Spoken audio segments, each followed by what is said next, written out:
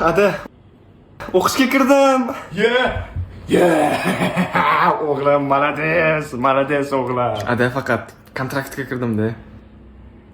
Hech qisi yo'q, o'g'lim. Men ota bo'lib nima qilib yuribman bitta kontraktini to'la olmasam. Nech pul ekan o'zi? 35 million. Mayli endi to'laveramiz kontraktini. O'rtoqlarim o'g'li o'qishga kira olmabdi deyishmasin.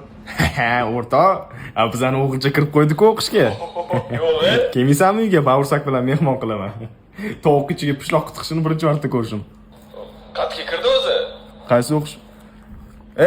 Qaysi o'qishga kirding? Westminsterga. Nimadir Minsterda otdi. Kim bo'lib chiqarkan o'tdi? Nima farqi bor nimani o'qishini? Voy, o'qishga kirdi zato o'g'ilcham. Qoyil lekin. Kelsan ham uyimga mehmon qilaman. Bo'ldi, hozir boraman.